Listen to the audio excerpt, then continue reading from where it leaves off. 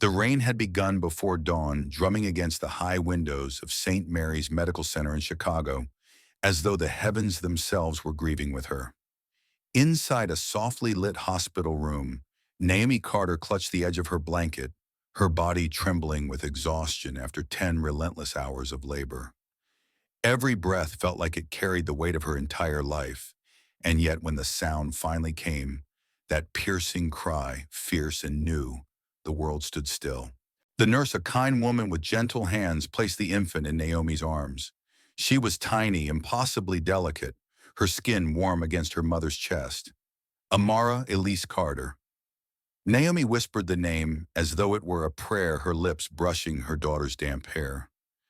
"You're my miracle," she breathed, tears slipping freely down her cheeks. In that fragile moment, she believed nothing could break the bond forming between them. But outside the closed door, voices rose, sharp, clipped, impatient. Naomi recognized them instantly, her husband Marcus Hayes and his mother Evelyn Hayes, the matriarch of a real estate empire, whose name carried more weight than Naomi's entire world ever had. They hadn't been there through the pain, hadn't held her hand as she fought to bring life into the world. Yet now in the quiet after the storm, they arrived like a chill wind sweeping into a warm room. The door opened and Evelyn entered, first, her posture as rigid as the pearls strung around her neck. Marcus followed, the faint scent of whiskey clinging to him, even in the sterile air of the hospital. His eyes landed on the baby, then flicked to Naomi with an expression she couldn't quite read. "It's a girl," Marcus said softly, as though the word itself were a disappointment. Evelyn's eyes narrowed, her painted lips tightening into a thin line. "A girl," she repeated, the syllables falling like stones. She leaned closer, her gaze sweeping over the newborn with cool appraisal. "She favors your side, Naomi. Strong features, but perhaps she'll grow into them." Naomi's arms instinctively tightened around Amara. The words were polite on the surface, but the undertone was as cold as the rain outside. She'd felt that chill before, at the wedding Evelyn had tried to control, at the dinners where she'd been judged for every choice, every word. "She's perfect," Naomi said firmly, lifting her chin. Her voice carried a strength she didn't quite feel. "She's ours." Marcus's expression softened for a fleeting second, as though the sight of his daughter stirred something in him. But just as quickly, the softness vanished, replaced by a weary distance that pierced Naomi's heart. Evelyn touched his arm, the silent message clear. "She is not what we wanted." Naomi turned her face back to her daughter, brushing a kiss across her forehead. She tried to block out the cold air pressing in from across the room, tried to hold on to the warmth of the only truth that mattered, that this little girl was her life, her reason, her everything. And yet deep in her chest, unease began to take root. The storm outside mirrored the one she felt rising within, a storm she feared might one day sweep away all that she held dear. Naomi's story, like so many stories of women who love deeply and risk everything, was only beginning. But she did not know then that within weeks the love she had clung to would shatter, and the home she thought she had built would crumble beneath the weight of lies and betrayal. As you sit with me in this moment, I want you to hold Naomi close in your heart. Her strength will be tested in ways you cannot yet imagine. If her journey already moves you, I invite you to let her know by leaving a kind comment, sharing your thoughts, or simply pressing the like button below. Your presence here matters. It gives life to her story, and it reminds us all that no one must walk through heartbreak alone. And if you wish to see how Naomi's path unfolds, how a shattered promise can lead to an unexpected miracle, make sure to follow this channel so you won't miss the chapters to come. For now, let us return to the room where Naomi, against the storm and against the odds, cradled her daughter with trembling arms and whispered a vow that would shape both of their destinies. "No matter what happens, Amara, I will never let you go." The days that followed Amara's birth passed in a blur of sleepless nights and tender devotion. Naomi Carter, still weak from the long labor, rocked her tiny daughter in the soft light of their hospital room, humming lullabies that her own mother had once sung to her. Though her body ached and her future was uncertain, Naomi found a fragile peace in those quiet moments when it was just the two of them, skin to skin, heart to heart. But peace is a fragile thing, and in Naomi's world it could not last. The signs had been there, subtle at first. Marcus, her husband, grew distant with each passing day. He lingered less at her side and more in hushed phone calls outside the room. His touch, once reassuring, became hesitant, distracted. When he held Amara, it was as though he were holding a stranger's child. Naomi wanted to believe it was the strain of new fatherhood, that in time he would soften, that the bond would come. But Evelyn's shadow loomed too large. Evelyn Hayes visited daily, her presence an intrusion cloaked in civility. She inspected Amara as though the child were a flawed jewel. "The baby cries too much," she remarked one morning, her lips pursed. "When Marcus was born, he hardly made a sound." "It says something, doesn't it?" Naomi bit back the words that burned on her tongue. She had learned quickly that resistance only fueled Evelyn's disapproval. By the time Naomi and Amara were discharged from the hospital, the October winds had turned sharp, rattling the windows of their North Shore home. Naomi tried to create warmth within those walls, soft blankets, lullabies, whispered prayers, but the cold seeped in, carried not by the weather, but by the people who should have been her shelter.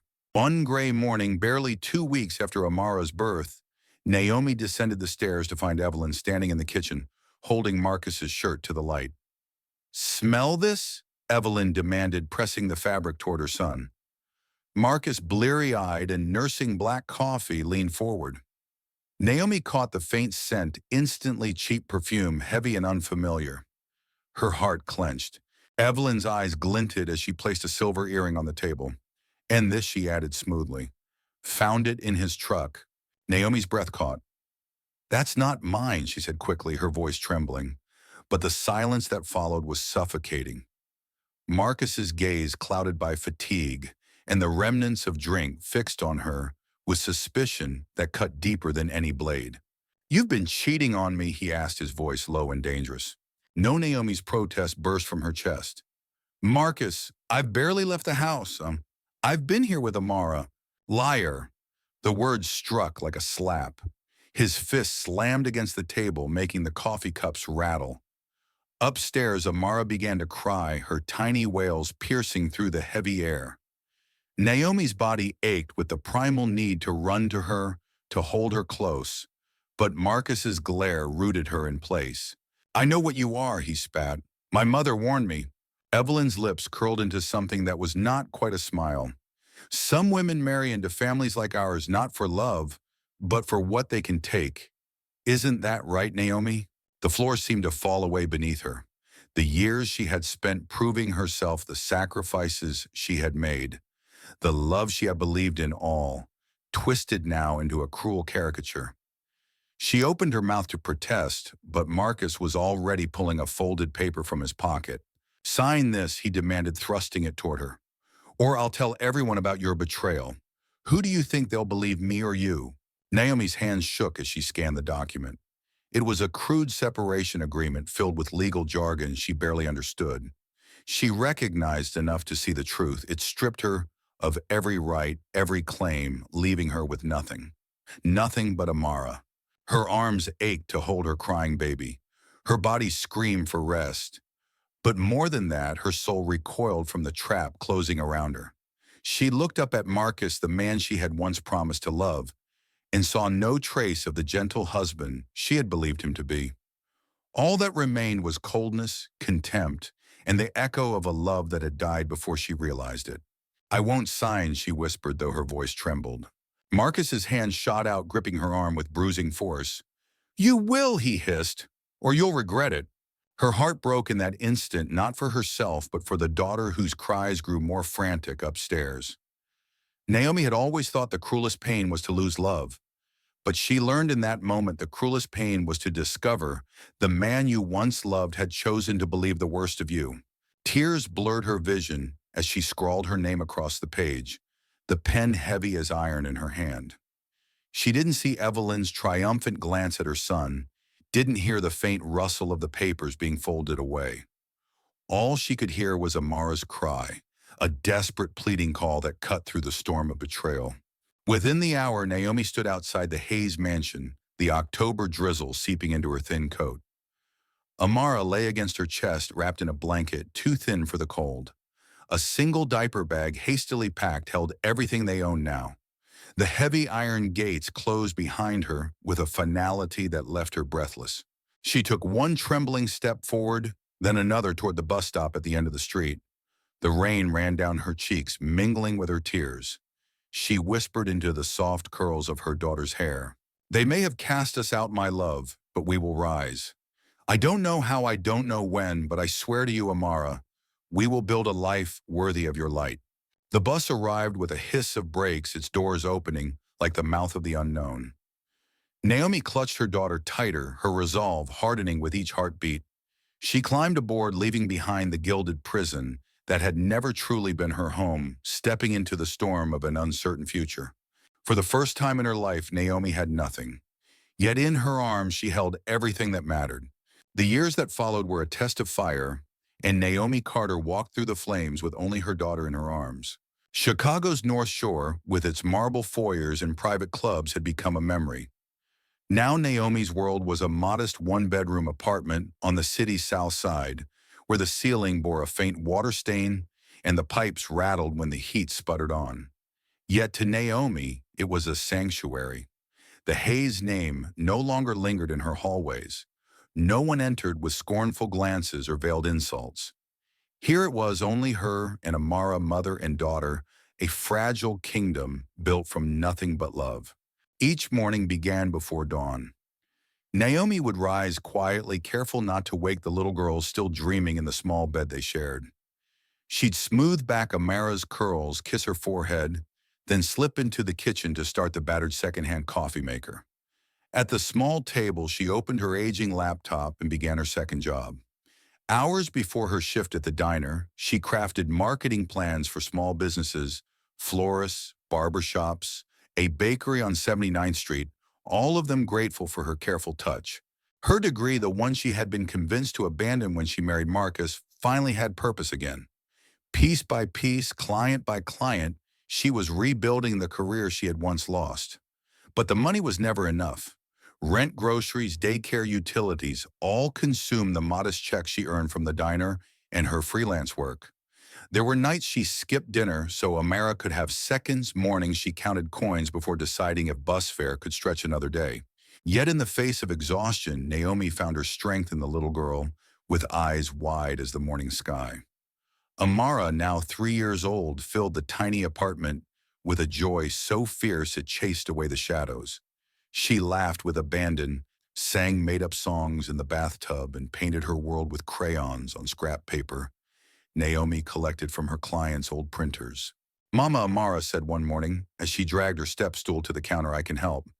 She reached for the pancake batter with determined little hands, her pink unicorn pajamas brushing against Naomi's leg. Naomi smiled through her fatigue, lifting her daughter onto the stool. "Of course you can," she whispered. "You've been helping me since the day you were born." But beneath the laughter, Naomi carried a vigilance that never rested. She locked the doors twice each night, checked the windows, and kept her phone charged at all times. She had not seen Marcus or Evelyn since that stormy morning 3 years ago, but their voices still haunted her dreams. She never used their last name again. She was Naomi Carter once more, and she gave that name to her daughter as both shield and promise. At daycare, Amara thrived under the watch of Mrs. Chen, a retired teacher who cared for 5 children from the neighborhood. Naomi walked her there every morning, her heart aching with both pride and guilt. Pride that Amara was learning, laughing, growing. Guilt that she could not give her daughter more than a small apartment and the devotion of a mother who was always working. At the diner, Naomi worked until her feet throbbed, balancing trays and refilling coffee for customers who rarely saw the quiet strength behind her smile. In the evening, she returned home, set Amara's crayons and books before her, and worked late into the night on her laptop. Sleep became a luxury she could not afford. Still, she endured, because in the rhythm of those long days and longer nights, Naomi discovered a truth: she was stronger than she had ever known. Every time Amara wrapped her small arms around her neck and whispered, "I love you, Mama," the weight of exhaustion lifted just enough for her to carry on. Miles away in the glittering towers of downtown Chicago, another life unfolded in quiet contrast.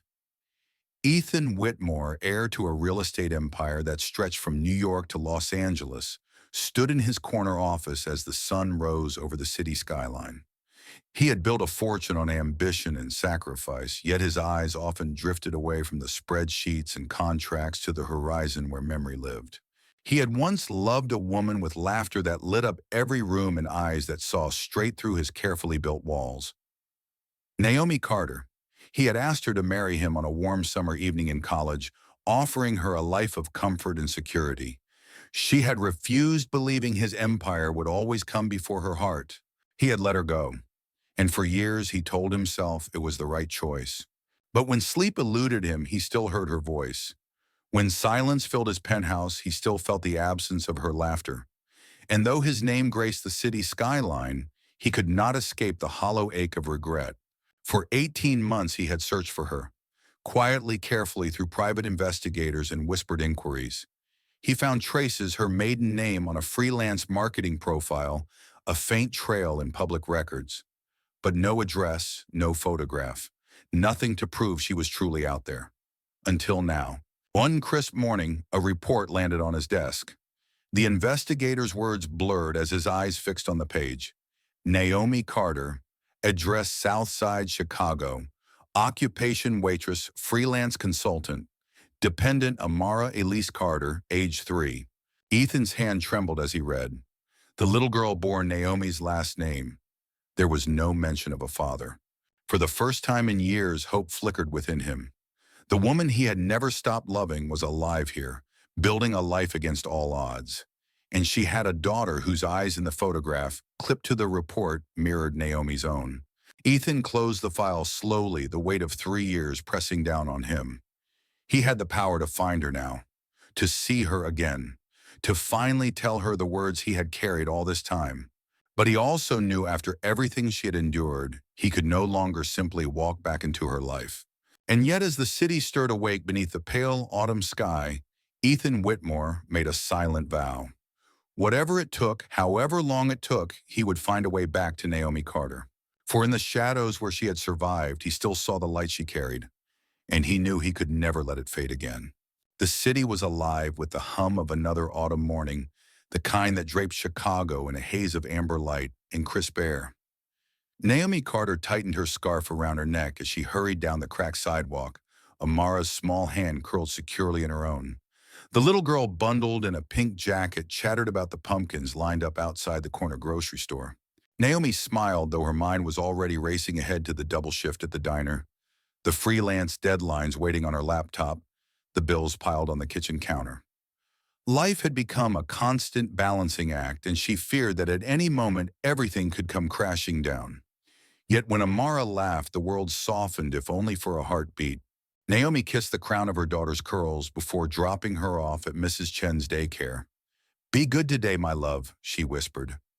Amara kissed her cheek and skipped inside, leaving Naomi with the bittersweet ache of both freedom and longing. She made her way toward the diner, unaware that in the heart of the city, another soul was already searching for her. High above Michigan Avenue, in an office that looked out over the sprawl of steel and glass, Ethan Whitmore stood with his hands braced against the edge of his desk. The morning sun gilded the skyline, but his thoughts were far from the gleam of success. The report lay open before him, Naomi's name written in black ink, as though daring him to believe she was real and within reach once more. For years she had been the ghost haunting the edges of his life. He had tried to bury himself in work and board meetings, in negotiations and penthouse views that promised the world but delivered silence. Yet he never stopped hearing her laugh in the quiet moments, never stopped imagining the warmth of her touch when the nights grew long and cold. Now for the first time the ghost had a face again, a photograph grainy but unmistakable. Naomi standing in front of a modest apartment building, her daughter clinging to her hand. She looked older perhaps, a little thinner, the years etched gently into her eyes. But she was still Naomi, still the woman he had loved and lost. He traced the photograph with his fingertips, 1,000 memories flooding back the nights they had studied together in the campus library, the summer spent lying under the stars, the day he had knelt with a ring in his hand, certain she would say yes. She had refused then, choosing a different path, and he had let her go, believing it was her choice, believing she would find happiness.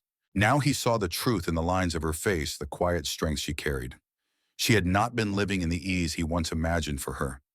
She had been surviving. Ethan closed the file and turned toward the window. The city stretched before him, vast and unyielding. But somewhere within its labyrinth of streets, Naomi Carter was walking, breathing, raising a child. His chest tightened with an ache he could no longer ignore.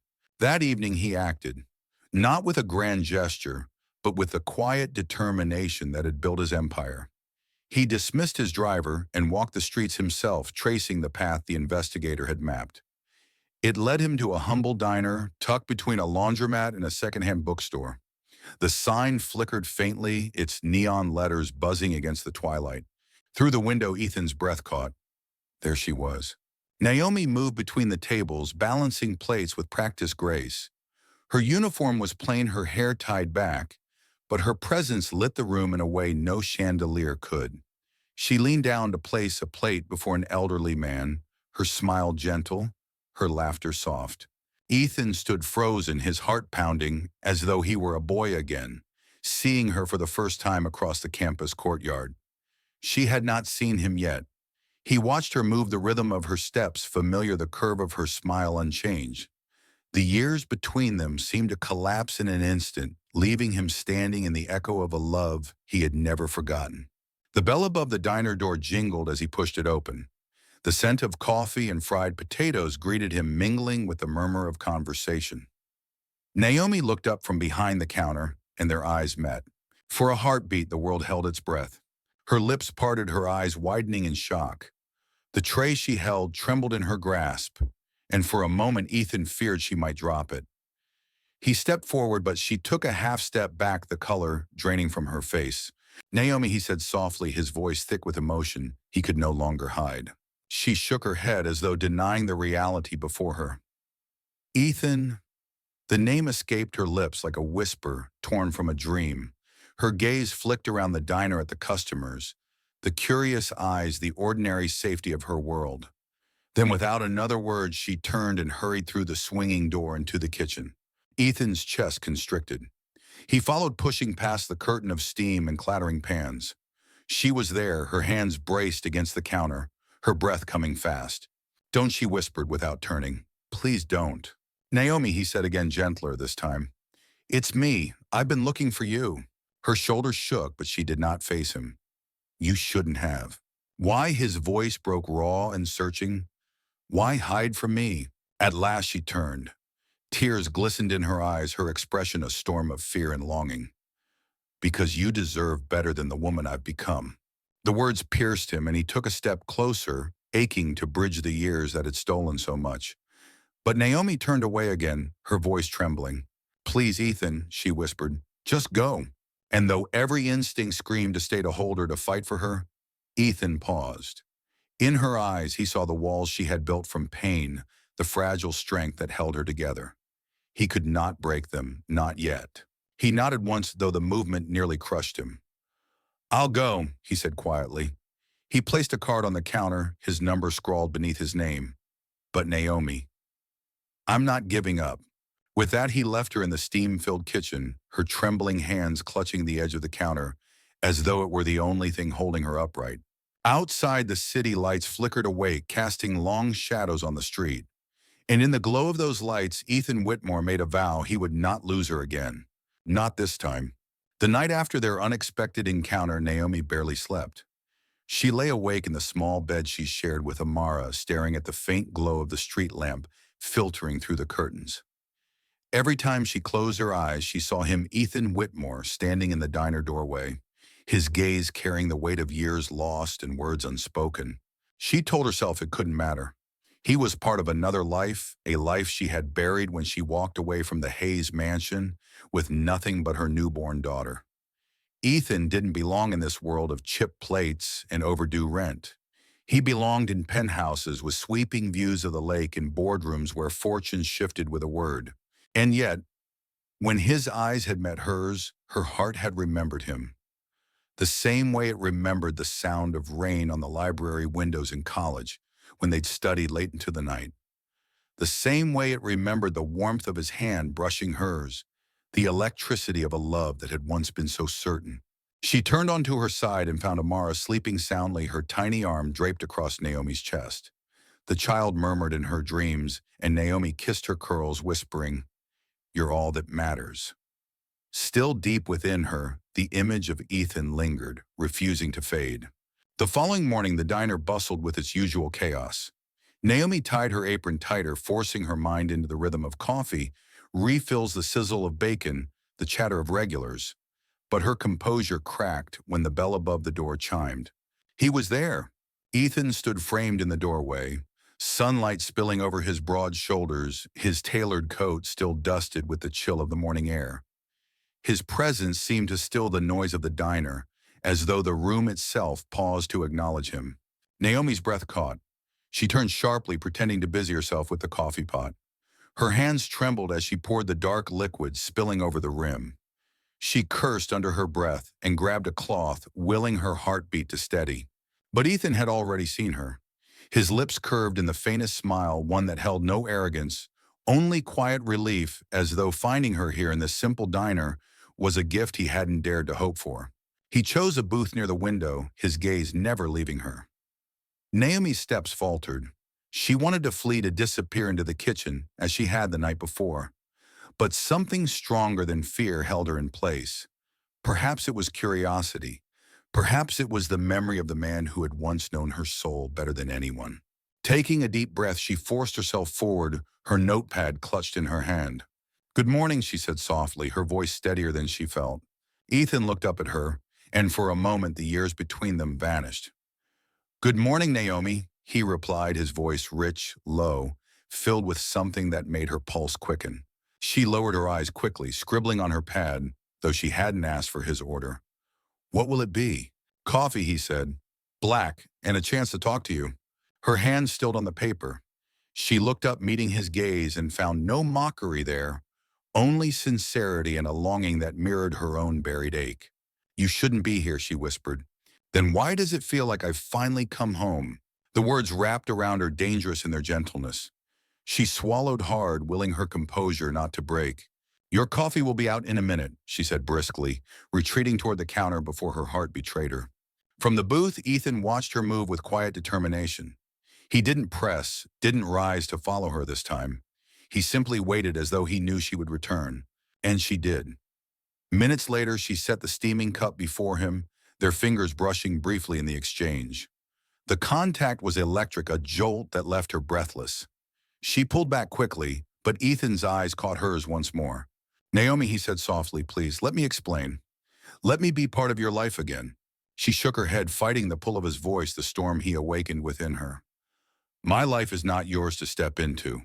"But I want it to be," he replied, "even if I have to wait, even if you shut me out today." Her throat tightened. She wanted to tell him no, to end this before the fragile walls around her heart could crumble. But when Amara's laughter rang through her mind, her little girl's smile so much like her own, she wondered what it would mean for her daughter to know kindness from a man like Ethan. Naomi turned away quickly, retreating once more behind the safety of her apron and the clatter of dishes. But deep inside, she knew the truth she couldn't yet speak. The ghost of her past was no longer just a memory. He was here, and part of her heart had already started to remember how to beat for him. The days that followed were a careful dance, one Naomi hadn't chosen but found herself swept into. Ethan began appearing at the diner each morning, always at the same booth near the window, his presence as steady as the rising sun. He never pressed too hard, never demanded more than a smile or a few quiet words, but his persistence was a tide Naomi could feel wearing against the fragile walls she had built. She told herself she didn't care. She told herself he was a ghost from a life that no longer belonged to her. But every time she walked past his table and felt his gaze settle softly on her, her heart betrayed her with a quiet, aching flutter. One particularly gray morning, Naomi carried a tray of steaming mugs toward the back corner of the diner. Her feet ached from the early shift, her hair escaping its neat bun. Yet when she glanced at the booth by the window, she found Ethan watching her with that same patient intensity. The sight made her stumble, nearly spilling coffee across the linoleum. She caught herself just in time, cheeks flushing, as she returned the empty tray to the counter. Moments later, she felt his presence beside her. She turned startled as he leaned casually against the counter, his coat draped over one arm. "You look exhausted," he said gently, his voice pitched low so only she could hear. She bristled, her instinct to shield herself immediate. "I'm fine," she replied curtly, reaching for the pot of fresh coffee. "You don't have to be." The simple words unraveled something inside her. She turned sharply, glaring up at him with eyes that shimmered with unshed tears. "You don't know what I have to be, Ethan. You don't know what it's taken just to keep going." His expression softened, unshaken by the edge in her voice. "Then let me know. Tell me." Her throat closed. For a moment she wanted to. She wanted to lay bare the nights she had cried herself to sleep, the mornings she had skipped meals so her daughter could eat, the constant fear that Marcus or his family might one day appear at her door. But the thought of showing that vulnerability of needing him terrified her more than silence. "I don't need saving," she whispered fiercely. "I'm not here to save you," Ethan replied. "I'm here because I never stopped loving you." The words hung between them, raw and unvarnished. Naomi's breath caught her fingers tightening on the coffee pot. She wanted to laugh, to tell him love was a luxury she could no longer afford. But her heart, traitorous and tender, remembered the warmth of his touch, the way he had once looked at her, as though she were the only thing in the world that mattered. She shook her head quickly, breaking the spell. "I have a daughter," she said firmly. "My life isn't about romance or second chances. It's about keeping her safe, about making sure she never feels the kind of pain I've known." Ethan's gaze softened at the mention of her child. "I'd like to meet her," he said quietly. The words pierced her defenses. She felt panic rise in her chest. "No," she said too quickly, too sharply. She's all I have. I won't let her be hurt." "I would never hurt her," Ethan answered, his tone steady and sure. Naomi looked away, unable to bear the intensity of his eyes.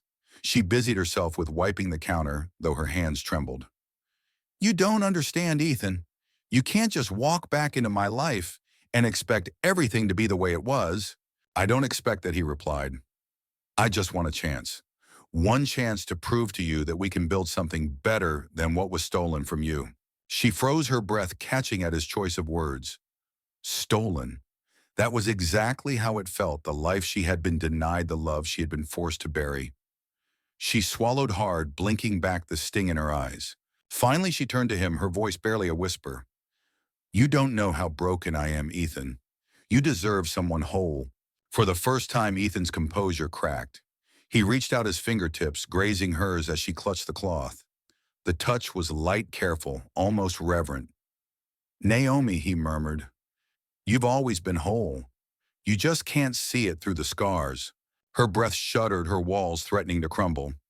But before she could answer, a voice called from the kitchen, another order ready, another moment pulling her away from the dangerous edge where her heart threatened to surrender. Naomi slipped from his touch, clutching the tray with trembling hands. She walked toward the kitchen without looking back, her pulse pounding in her ears. And Ethan, watching her retreat, knew she was right to guard her heart. But he also knew this truth: no wall, no matter how high, could keep him from finding a way back to her. For love, once awakened, does not fade. It waits quietly, patiently, certain that when the time is right, the heart will answer. The first signs came softly, almost too softly for Naomi to notice. It was late October, and the wind off Lake Michigan cut sharp through the city streets. Amara had come home from daycare with a slight cough, the kind every child seemed to catch when the leaves began to fall. Naomi tucked her into bed early, brushing curls from her forehead and promising, "You'll feel better in the morning, sweetheart." But morning came, and the cough had deepened. Amara's cheeks burned with fever, her little body shivering despite the blankets Naomi wrapped around her. Naomi's chest tightened with fear, though she tried to smile through it, whispering words of comfort as she held a cool cloth to her daughter's forehead. By evening, the cough had turned to wheezing. Amara struggled to draw breath, her small chest rising and falling too quickly. Panic clawed at Naomi's throat. She knew this was more than a childhood cold. She knew she couldn't wait. She bundled Amara in her coat and hurried into the night, her arms aching from holding her daughter close as she flagged down a cab. The city lights blurred past the window as Naomi whispered desperate prayers, her cheek pressed to Amara's hot temple. Hold on, my love. Please hold on. At the emergency room, time became a blur of white coats and rushing voices. Nurses whisked Amara from her arms, placing her in a small bed, attaching monitors that beeped urgently. Naomi stood helplessly at the side, her heart in her throat, her hands clenched until her nails cut into her palms. She's in respiratory distress, a doctor explained quickly. We need to admit her for observation. The words felt like a knife. Naomi's first thought was her daughter's life. Her second was the cost. She had no insurance, no savings beyond what barely covered rent. The dread of bills she could never pay swelled in her chest, but she pushed it aside. Nothing mattered but Amara. She sat by her daughter's bed through the long hours of the night, holding her tiny hand, as oxygen flowed gently through the mask covering her face. Naomi's back ached, her eyes burned with exhaustion, but she did not move. She whispered stories of fairies and brave girls, stories Amara loved even as her child drifted in and out of fitful sleep. At dawn, a nurse approached softly, a clipboard in hand. Ms. Carter, the financial office will need you too. Naomi cut her off, her voice raw. Please, not now. Not while she's like this. The nurse hesitated, then nodded kindly. But Naomi knew the question of money would return heavy as a storm cloud waiting to break. It was just after noon when the hospital administrator arrived. Naomi braced herself for the words she had been dreading, but instead the woman smiled warmly. Ms. Carter, she said gently, your daughter's care has already been covered. An anonymous foundation has stepped forward on her behalf. Naomi blinked in disbelief. A foundation? Yes, the woman confirmed. They've taken care of everything. You won't need to worry about the cost. The relief was so sudden it nearly brought Naomi to her knees. She covered her mouth with trembling hands, tears spilling freely. Thank God, she whispered. Thank you. As the administrator left, Naomi sank into the chair beside Amara's bed, brushing a curl from her daughter's damp forehead. But even as relief washed over her, a question lingered in her mind. She had never applied to a foundation, never asked for help. Who could have known? She glanced toward the doorway, half expecting an answer, half fearing the truth. And there he was.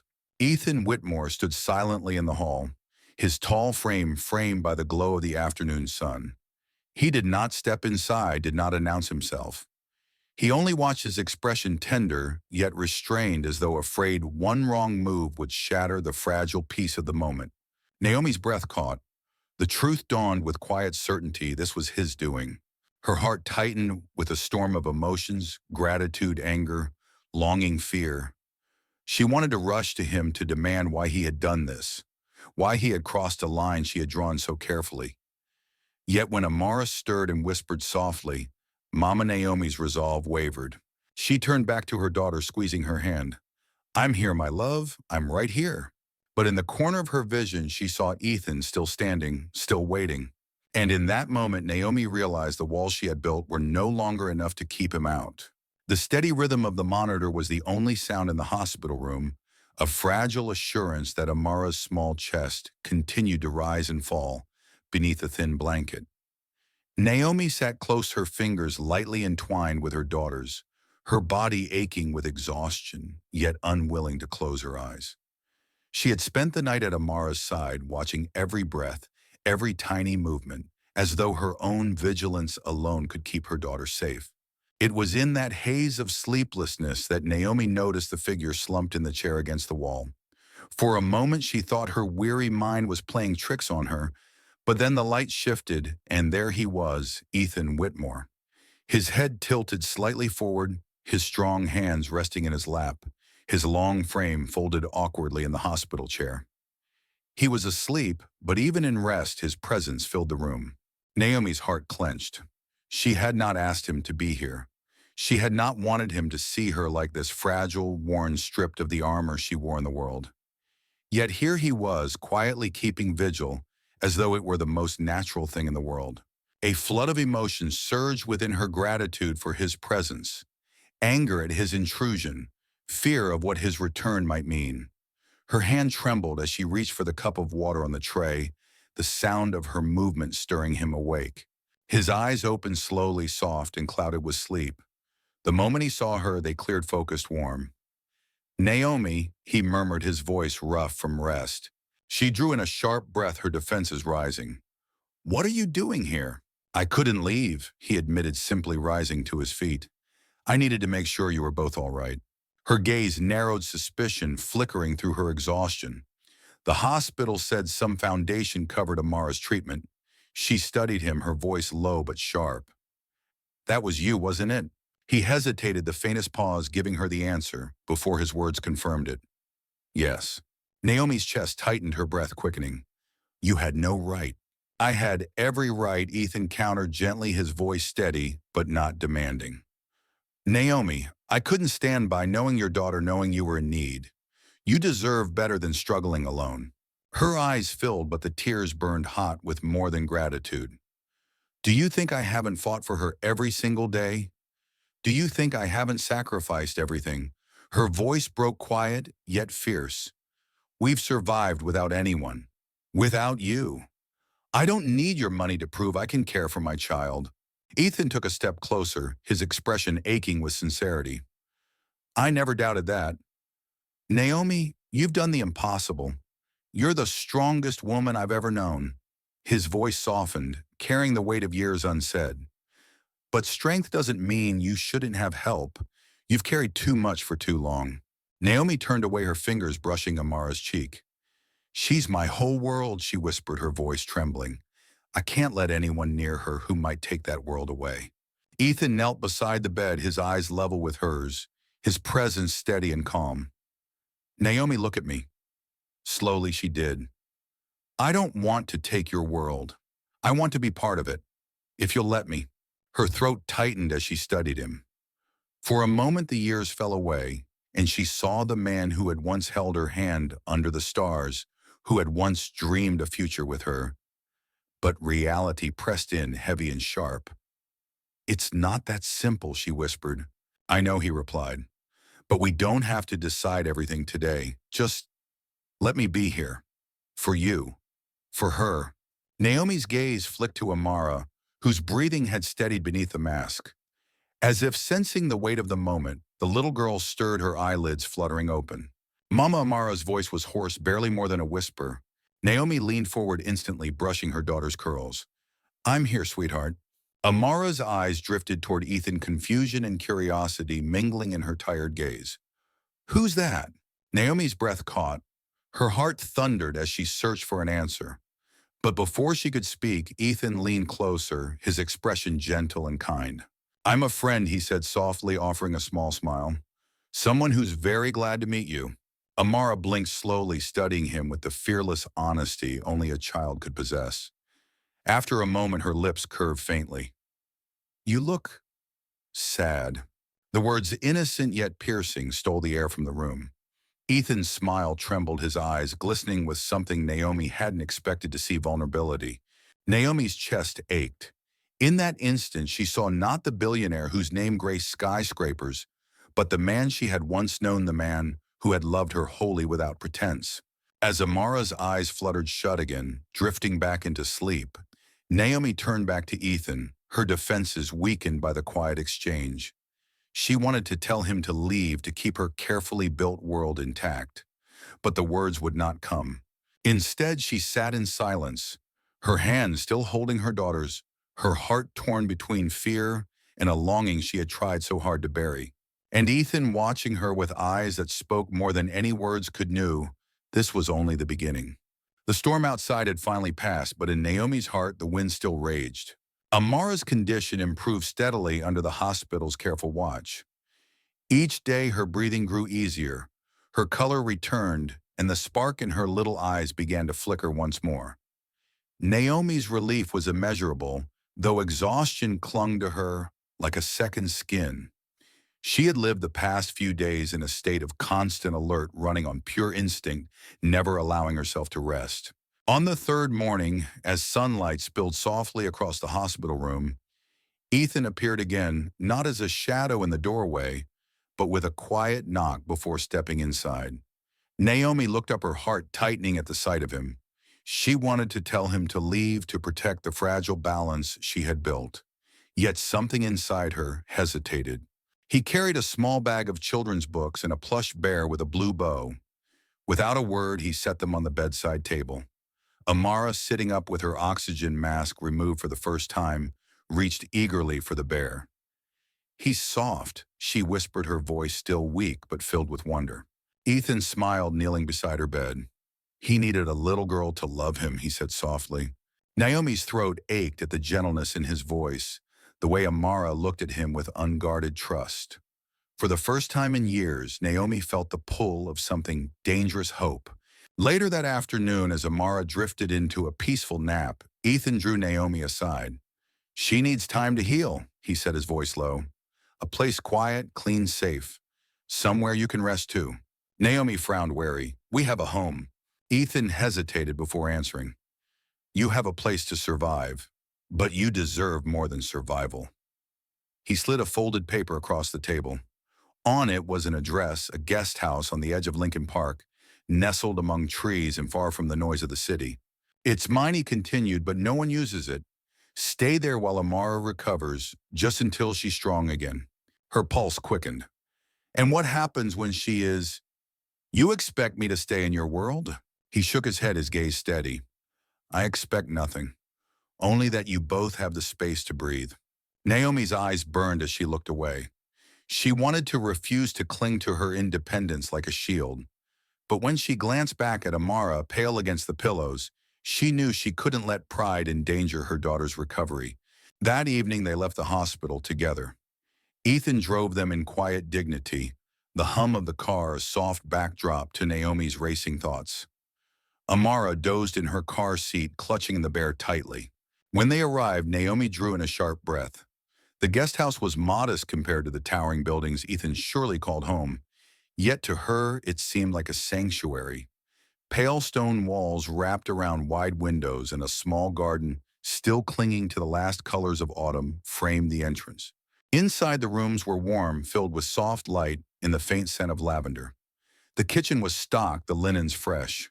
For a moment, Naomi simply stood in the doorway, unable to move, her throat tight with disbelief. "You'll have privacy here," Ethan said quietly behind her. "No one will bother you." She turned sharply, her voice trembling. "Why are you doing this for us?" He met her gaze, unflinching. "Because I can. Because I want to. Because when I look at you, Naomi, I see the woman I should never have let go. And because when I see her," he glanced toward Amara, curled up on the sofa with her bear, "I see the chance for something I never thought I'd have again." Naomi's chest ached. She wanted to argue, to tell him that love was not a luxury she could afford, but the sincerity in his eyes left her speechless. She turned instead to Amara, smoothing the blanket over her little body. That night, after Amara fell asleep in a bed softer than any she had known, Naomi sat by the window staring at the city lights in the distance. The silence of the guest house wrapped around her, both comforting and unnerving. For the first time in years, she did not hear the hum of neighbors through thin walls, did not fear the rattle of a loose lock. And yet peace felt dangerous. It made her long for more, made her imagine a life she dared not dream. Behind her, Ethan lingered in the doorway. "Naomi," he said softly, "I'll be nearby if you need anything. But I'll give you space." She turned, her eyes meeting his. For a moment, she saw not the billionaire, not the man from her past, but someone who simply wanted to stand beside her in the silence. "Thank you," she whispered. As the door closed behind him, Naomi pressed her forehead against the cool glass, her heart pounding. She had promised herself she would never let anyone close again, not after all she had endured. But as the steady rhythm of Amara's breathing filled the room, Naomi knew the walls around her heart had begun to crack. And she feared that no matter how hard she tried, Ethan Whitmore would be the one to step through. The guest house had quickly become a fragile cocoon, a place where Naomi could breathe for the first time in years. Amara's laughter returned, soft at first, then brighter, echoing through the sunlit rooms as her health improved day by day. Naomi watched her daughter run barefoot through the garden one crisp morning, her curls bouncing as she chased falling leaves. And for a fleeting moment, peace seemed possible. But peace never lasts where shadows wait. That evening, Ethan asked if they could talk. Naomi found him in the study, a room lined with shelves of books and washed in golden lamplight. He stood by the window, his expression solemn, a folder in his hands. "I need to show you something," he said quietly. Naomi's heart tightened. "Ethan, I don't want." "Please," his tone was gentle but firm. "You deserve to know the truth." Reluctantly, she sat across from him as he placed the folder on the table and slid it toward her. Inside lay documents, photographs, and printed reports. Naomi hesitated before picking them up, her hands trembling as she turned the first page. She froze. There was Marcus, her ex-husband, standing beside Evelyn, smiling for a photograph at a ribbon-cutting ceremony. But the headline beneath told a different story: Hayes Real Estate under federal investigation for fraud and unsafe practices. Naomi looked up sharply. "What is this?" Ethan's gaze met hers, steady and unflinching. "Proof. Their empire isn't built on success, Naomi. It's built on lies, fraudulent contracts, bribed inspectors, unsafe housing projects that collapsed within months of being sold. They've stolen millions, and not just money. They've destroyed lives." Her hands shook as she flipped through more pages. There were testimonies from workers injured on job sites, letters from families evicted without warning, receipts from a children's foundation that had never given a single cent to those it claimed to help. And then tucked near the back, a legal affidavit. Naomi's breath caught as she read. "This," her voice broke, "this says Marcus forged my signature on documents. He used my name to authorize payments from their charity fund." Ethan nodded grimly. "They framed you as a liability to protect themselves. Evelyn wanted you gone, and Marcus." His voice tightened with barely contained anger. "Marcus chose his loyalty to her over the woman he vowed to love." Naomi's world tilted, the pieces of her past rearranging themselves into a truth more painful than she had imagined. She had spent years believing she had been cast out because she wasn't enough, because she had failed as a wife, because she had disappointed them by giving birth to a daughter instead of a son. But now she saw the crueler truth: they had needed her gone because she was inconvenient, because she was a risk. Tears welled in her eyes, spilling onto the documents as she whispered, "They didn't just throw me away, they destroyed me." Ethan leaned forward, his voice low but fierce. "No, Naomi, they tried, but you survived. You built a life from nothing, and now you can fight back." She looked at him through her tears, the weight of his words pressing against the fragile armor she had carried for so long. "Fight back how?" "Testify," he said simply. "I have contacts in the federal office. They've been building a case, but with your testimony, with your knowledge of what they did, you could help bring them down." Naomi's chest tightened. The thought of standing in a courtroom facing Marcus and Evelyn terrified her. The memories of their cruelty, the years of silence she had endured, rose like ghosts to choke her. "I can't," she whispered. "They'll come after me. They'll come after Amara." Ethan's eyes softened, though his jaw remained set. "I won't let them touch you. Not now. Not ever." Her gaze searched his, desperate for any crack in his resolve, but found none. His steadiness both frightened and steadied her. For so long she had borne everything alone. To imagine not being alone in this fight felt like standing on the edge of a cliff, the wind daring her to leap. Amara's laughter echoed faintly from the next room, a sound so pure it steadied Naomi's trembling heart. She thought of her daughter's future, the kind of world she wanted her to grow up in, free from the shadow of lies and cruelty. Slowly, Naomi closed the folder, pressing her palms against it as though anchoring herself. "If I do this," she said softly, her voice trembling, but determined, "I'm not doing it for revenge. I'm doing it for her, for Amara." Ethan reached across the table, his hand hovering near hers but not quite touching. "Then let's do it together." Naomi drew in a shaky breath.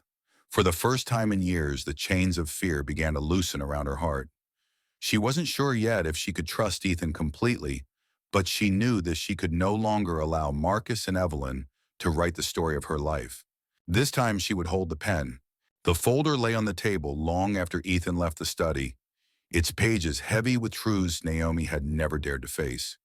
She sat in the silence, her hands clasped in her lap, her mind replaying every cruel word Evelyn had ever spoken, every cold look Marcus had given her, every sleepless night she'd spent wondering why she wasn't enough. Now she knew. It had never been about her worth. It had been about their greed. Their empire had no room for honesty, no space for a woman who might see too much. They had not abandoned her because she was weak. They had cast her aside because she was dangerous. For the first time in years, Naomi felt the sharp sting of something she had almost forgotten: anger. The next morning, she rose before dawn, staring out the guest house window as the city lights blinked against the dark horizon. Amara slept peacefully in the next room, her breathing soft and steady.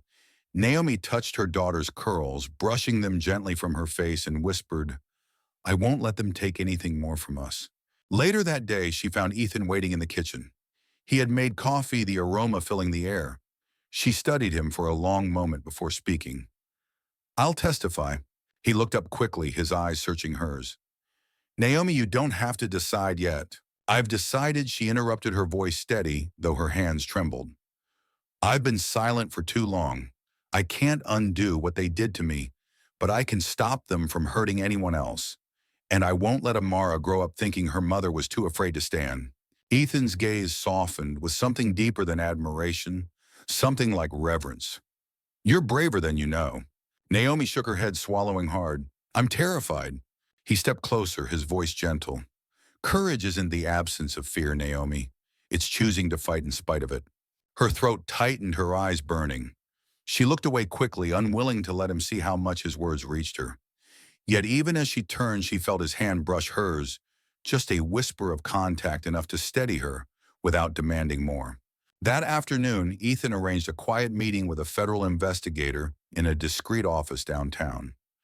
Naomi sat across from the agent, her heart pounding, as she recounted the years she had lived under the Hayes roof. She described the forged signatures, the sham charity, the whispered conversations she had overheard late at night. Every word cost her, dragging her back through memories she had fought to bury. But with each truth spoken aloud, she felt a chain fall away. When the meeting ended, the agent leaned forward, his tone solemn. "Mrs. Carter, your testimony could be the key we've been waiting for. It won't be easy and it won't be safe, but you may help bring down one of the largest fraud rings in the state." Naomi nodded, her hands clasped tightly in her lap. "Then I'll do it." On the drive back to the guest house, silence stretched between her and Ethan. The city rushed by in shades of gray, the weight of what she had just done pressing heavily against her chest. Finally, she whispered, "What if they come after me? What if they try to take Amara?" Ethan's hands tightened on the wheel, his jaw set. "They won't touch you, I promise." Naomi turned her gaze to him, searching for even a flicker of doubt. She found none. For the first time in years, she believed someone could stand beside her without faltering. That night, after Amara had fallen asleep, Naomi sat in the quiet living room, her body trembling from the day's events. She wrapped her arms around herself, unsure whether the shivers came from fear or relief. Ethan appeared in the doorway, his expression unreadable. "You were extraordinary today." She let out a shaky laugh. "I felt like I could barely breathe." He crossed the room and sat across from her, his eyes steady. "And yet you spoke. That's more than most would ever dare." Naomi looked down at her hands, her voice soft. "Do you ever wonder if love makes us weak, if caring for someone gives others the power to destroy us?" Ethan leaned forward, his voice low. "I think love makes us stronger.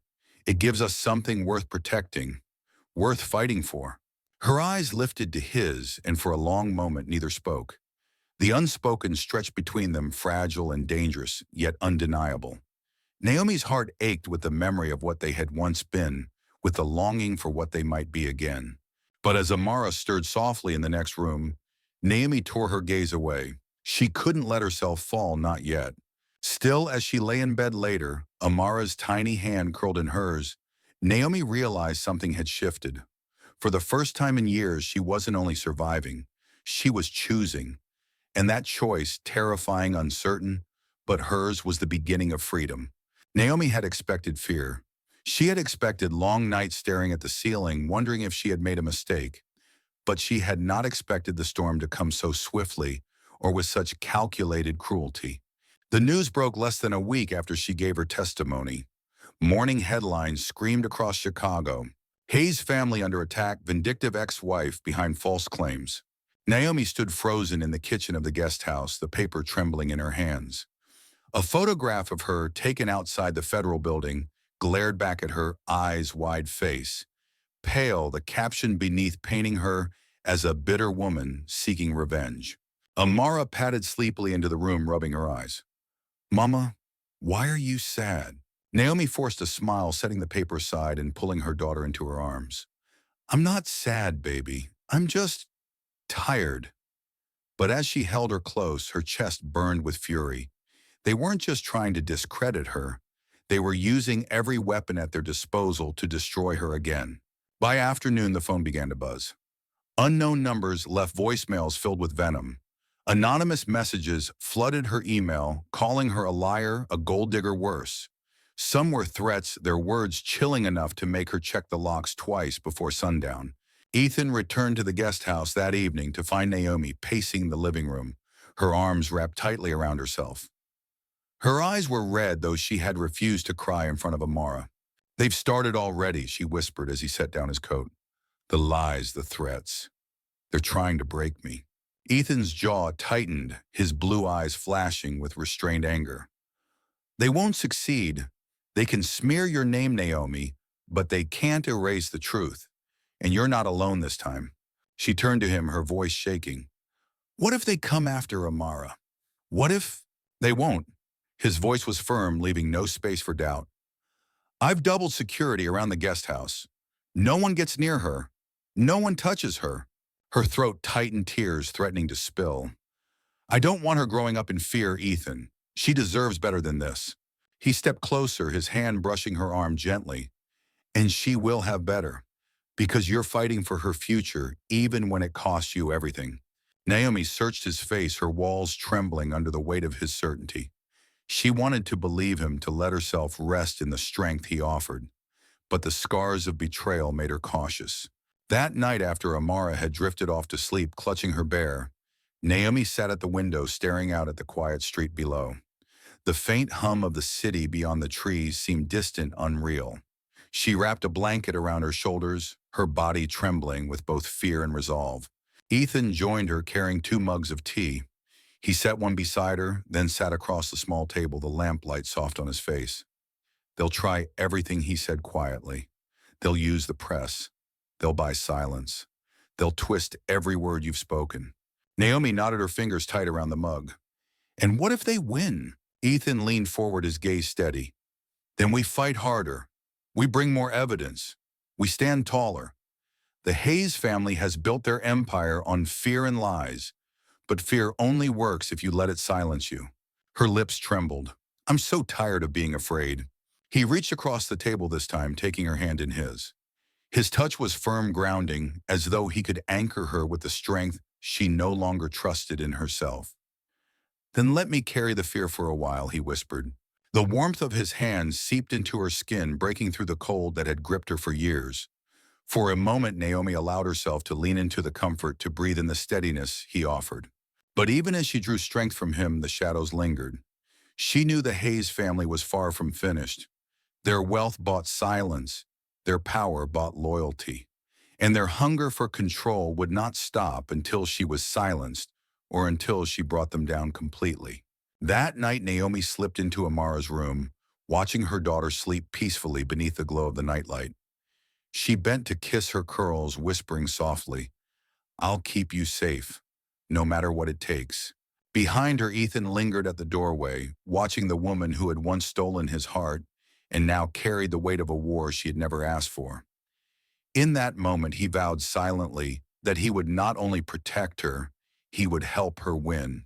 Because Naomi Carter had chosen courage, and now there was no turning back. The night after the headlines broke, sleep became a stranger. Naomi lay awake in the guest house, the shadows pressing heavily against the walls. Every creak of the floorboards, every whisper of wind against the windows seemed sharper, louder, as though the darkness itself carried the threats Evelyn and Marcus had unleashed. She slipped quietly from her room, not wanting to wake Amara, and padded barefoot into the living room. The clock ticked softly on the wall. She wrapped a blanket around her shoulders, sinking into the couch, her chest aching with the weight of fear she had carried for so long. It wasn't just the threats. It was the years of believing she wasn't enough. The years of being told she had failed as a wife, as a woman, even as a mother, simply because she had given birth to a daughter instead of the son they demanded. Their voices still lingered in her head, venomous and unrelenting. Her eyes stung as tears spilled silently down her cheeks. She buried her face in her hands, her body trembling, as she whispered into the empty room, "I can't keep doing this. I can't keep being afraid." A soft sound drew her head up. Ethan stood in the doorway, his expression etched with concern. He crossed the room slowly, as though afraid she might shatter if he moved too quickly. Without a word, he sat beside her, his presence steady grounding. "I heard you," he said softly. "Naomi, you don't have to carry this alone anymore." She shook her head, her voice breaking. "You don't understand. They convinced me I was worthless, that I was a burden. Even now, part of me believes it." Her chest heaved as she tried to catch her breath. "And I'm so tired of fighting." Ethan's jaw tightened, his eyes shining with a fierce tenderness. "Then let me fight for you. Let me remind you who you are." Naomi turned to him, her defenses cracking, the raw ache of her soul laid bare. "What if I can't give you what you want? What if I'm too broken?" He reached for her hand, cradling it gently between his own. "You're not broken," he whispered, his voice steady as a vow. "You've been hurt. You've been betrayed. But Naomi, you are the strongest, most extraordinary woman I've ever known. And I don't want perfection. I just want you." Her eyes filled again, but this time the tears carried something more than sorrow. A fragile thread of hope wound itself through the grief, pulling her closer to the warmth she had tried so hard to resist. For a long moment, silence hung between them, broken only by the steady rhythm of their breathing. Then slowly Naomi leaned into him, her forehead resting against his chest. Ethan's arms came around her, strong, yet careful, holding her, as though she were both precious and unbreakable. She let out a shuddering breath, the kind she hadn't allowed herself in years, and for the first time she wept without shame. Ethan pressed a kiss to the top of her head, his voice a murmur against her hair. "You don't have to be afraid anymore. Not with me here." At the doorway, a small figure stirred. Amara, rubbing her sleepy eyes, padded into the room, clutching her bear. She blinked at them through the dim light. "Mama." Naomi quickly wiped her cheeks, forcing a smile. "Go back to bed, sweetheart. I'm fine." But Amara shook her head, climbing onto the couch beside them. She leaned against Naomi, then looked up at Ethan with wide, innocent eyes. "I like it when you're here," she said softly. "It makes Mama smile." Naomi's breath caught her heart twisting. She turned to Ethan, finding his gaze steady, filled with the same quiet promise she had felt in his embrace. In that moment, something shifted. The chains of fear that had bound her for so long began to loosen, not completely broken, but weakened enough for her to take a breath she hadn't dared in years. Naomi wrapped her arms around Amara, her other hand still held firmly in Ethan's. She whispered more to herself than to either of them. Maybe I don't have to do this alone anymore." And for the first time, she believed it might be true. The courthouse stood tall against the gray Chicago sky, its stone pillars cold and unyielding. Naomi's breath formed small clouds as she approached the steps, her hand tightly holding Amara's, as though the little girl's warmth could steady the trembling in her chest. Ethan walked just behind them, his presence solid, a quiet shield against the stares and the murmurs that followed her up the steps. Inside, the air was thick with tension. Reporters crowded the hallway, their voices rising in a storm of questions, cameras flashing like lightning. "Naomi, is it true you fabricated the claims? Are you doing this for revenge? How much are you being paid to testify?" Naomi kept her chin high, though each question struck like a stone. She felt Amara shrink closer against her side, and she bent to whisper, "Don't worry, baby. Mama's right here." When the courtroom doors finally closed behind them, silence fell heavy. Naomi sat at the witness table, her hands trembling in her lap. Across the room, Marcus and Evelyn Hayes entered, their faces carefully composed, their suits immaculate, as though the accusations were nothing more than a temporary inconvenience. But their eyes, sharp, calculating, met hers with a venom that made her stomach twist. The judge entered. The trial began. Naomi's heart pounded as she was called to the stand. She swore the oath with a voice steadier than she felt, then sat beneath the gaze of the jury, the judge, and the public who would decide whether her truth would finally matter. The prosecutor guided her gently. "Mrs. Carter, can you tell the court what you discovered about the Hayes Foundation?" Naomi swallowed her gaze, flicking briefly to Ethan before she answered. His eyes held hers steady, unyielding, reminding her she was not alone. She drew in a breath and began. She spoke of the nights she had overheard Marcus and Evelyn whispering about contracts and payments that never reached the charities they were meant for.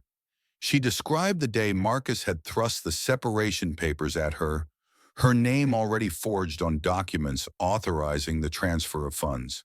She told him how Evelyn had planted lies to paint her as unfaithful, how she had been cast out with nothing but her newborn child. Her voice trembled at first, but as she continued, a fire kindled within her. The shame she had carried for years began to lift with each word spoken, each truth revealed. She was not the broken woman Evelyn had tried to make her believe she was. She was a survivor, a mother, a fighter. The defense attorney tried to break her, his questions sharp and cruel. "Mrs. Carter, isn't it true you were bitter after your husband left you? Isn't it possible you forged those documents yourself to frame the Hayes family?" Naomi's hands clenched in her lap, but her voice remained steady. "I had nothing to gain by destroying myself," she answered firmly. "Everything I did was for my daughter. They used me. They used my name. And now they must answer for it." Gasps rippled through the courtroom. Evelyn's lips pressed into a thin, furious line. Marcus shifted uncomfortably, his composure cracking under the weight of her words. The prosecutor presented the evidence Ethan had helped uncover: fraudulent contracts, falsified reports, testimony from workers and families whose lives had been ruined by the Hayes empire. Piece by piece, the carefully built facade of Marcus and Evelyn Hayes crumbled before the jury's eyes. When the judge finally adjourned for the day, Naomi stepped down from the stand, her body trembling from the intensity of it all. She nearly stumbled, but Ethan was there instantly, his hand firm at her back. "You were incredible," he whispered. Naomi's throat tightened. "I thought I would fall apart." "But you didn't," he said gently. "You stood taller than anyone else in that room." She looked up at him, her eyes glistening. "Do you think they'll be convicted?" Ethan's gaze softened, his thumb brushing lightly across her trembling hand. "They don't have walls strong enough to hold back the truth anymore. You gave it to the world today." As they walked down the courthouse steps together, Amara's small hand tucked into Naomi's, the crowd erupted with shouts and flashing cameras. But Naomi no longer lowered her head. She walked forward with her daughter by her side and Ethan at her back, each step lighter than the last. For the first time in years, she felt the weight of fear lift. Justice was no longer a distant dream, it was finally within reach. And deep in her heart, Naomi knew this was more than a battle won in court. This was the moment she had broken free from the chains that had bound her. The trial stretched on for days, each one carrying its own storm of questions, testimonies, and the relentless scrutiny of the world outside. But the tide had turned. The evidence mounted, the facade of Marcus and Evelyn Hayes crumbled, and the truth Naomi had carried in her heart for so long finally rose undeniable into the light. When the verdict was read, Naomi sat frozen, Amara's hand clutched tightly in hers, Ethan at her side. "Guilty." The word rang through the courtroom like the tolling of a bell, heavy and final.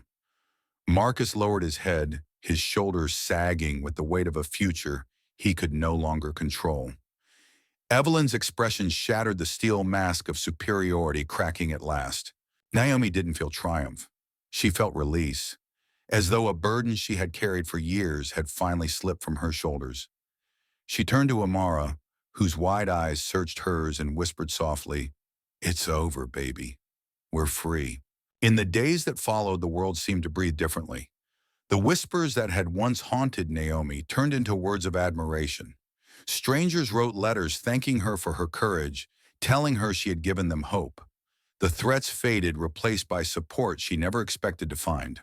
But the most profound change came not from the world outside, but from the little home they built together within the walls of the guest house. One quiet morning, Naomi awoke to the sound of laughter drifting from the kitchen. She padded down the hall to find Amara sitting at the table, her curls still mussed from sleep as Ethan flipped pancakes with exaggerated flair. Amara clapped her hands. "You're funny," she giggled, her eyes sparkling. Ethan bowed theatrically. "Well, every princess deserves a royal breakfast." Naomi leaned against the doorway, her chest tightening at the sight. It was simple, ordinary, yet extraordinary in a way she could hardly put into words. For years she had carried her daughter alone, shouldering every burden. To see Amara laughing with Ethan, to feel the warmth of something like family filled her with a tenderness so deep, it nearly brought her to tears. "Good morning," Ethan said softly when he noticed her. His smile was gentle, his eyes holding a question that had lingered between them for weeks. Naomi stepped into the room, brushing a curl from Amara's forehead as she kissed her daughter's cheek. "Smells good," she said, her voice softer than she intended. After breakfast, they lingered in the garden, the late autumn sun spilling through the trees. Amara chased leaves while Naomi and Ethan sat on the bench, the silence between them comfortable at last. Ethan reached for her hand, his touch hesitant, giving her every chance to pull away. But Naomi didn't. She let his fingers entwine with hers, the warmth of his palm seeping into her skin.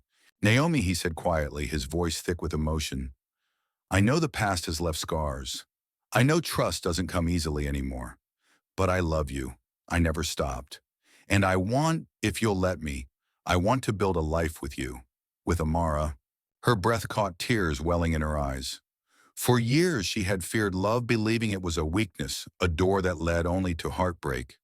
But looking into Ethan's eyes, she saw not the shadows of the past, but the promise of a future she had once thought impossible. She glanced toward Amara, who twirled in the golden leaves, her laughter carrying on the wind. The little girl's joy was unguarded, her trust complete. Naomi's heart swelled as she realized that love, far from being a weakness, was the very thing that had kept her alive. With a trembling smile, she whispered, "Yes." Ethan's eyes glistened as he pulled her gently into his arms. Naomi rested her head against his chest, the steady rhythm of his heart grounding her in a way nothing else ever had. Amara ran to them, laughing as Ethan lifted her into his embrace. The three of them held together in a moment so pure, it felt like a promise. The sun dipped lower, casting the garden in a golden glow. Naomi closed her eyes, whispering a silent prayer of gratitude. The storm had been long, the nights endless. But at last dawn had come. She had chosen courage. She had chosen love. And now, for the first time in years, she could finally choose joy.